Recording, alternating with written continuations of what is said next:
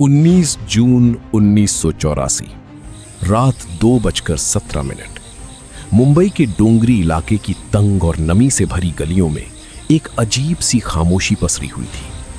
पीली रोशनी से झिलमिलाते बल्बों के नीचे गीली जमीन पर पड़ती परछाइयां धीरे धीरे फैल रही थीं। इसी सन्नाटे के बीच एक चेहरा अंधेरे से उभरता है, आधा उजाले में और आधा छिपा हुआ। यह केवल एक व्यक्ति की मौजूदगी नहीं थी, बल्कि एक ऐसे साए की शुरुआत थी जो पूरे शहर को अपनी पकड़ में लेने वाला था।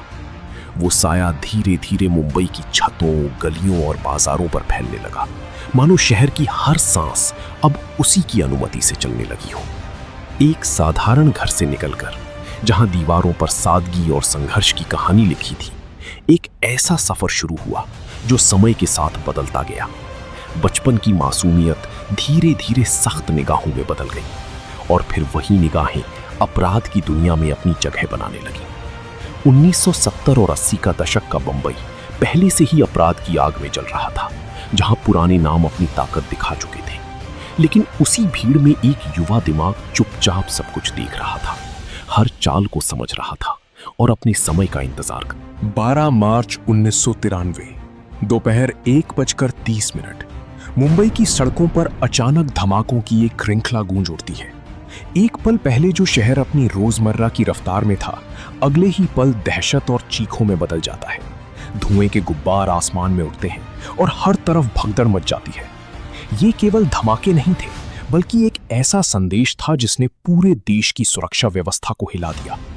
इस घटना के बाद वो नाम सिर्फ एक अपराधी तक सीमित नहीं रहा, बल्कि एक ऐसे नेटवर्क का हिस्सा बन गया जिसकी पहुंच सीमाओं से बहुत आगे तक थी।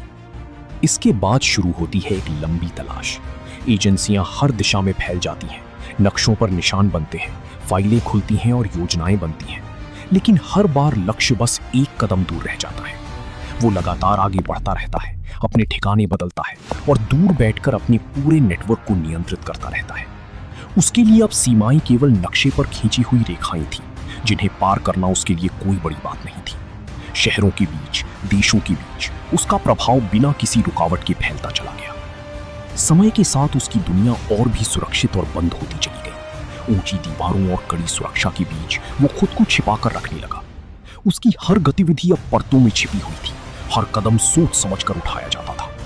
लेकिन इस सुरक्षा के पीछे एक गहरी खामोशी भी थी, एक ऐसा अकेलापन जो धीरे धीरे उसके भीतर जगह बना रहा था।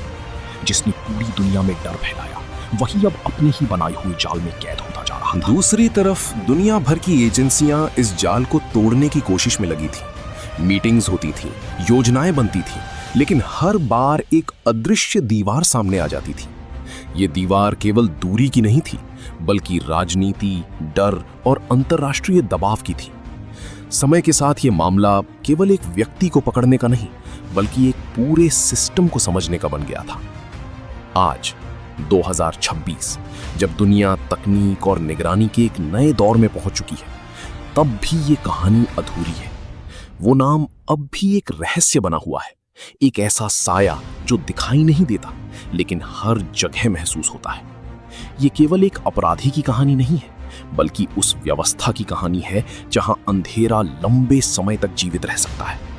एक ऐसा अंधेरा जो बिना दिखे, बिना पकड़े गए हर पल मौजूद रहता है और हमें ये सोचने पर मजबूर करता है कि क्या सच में हर साया कभी खत्म होता है, या फिर कुछ साए हमेशा के लिए इतिहास का हिस्सा बन जाते हैं।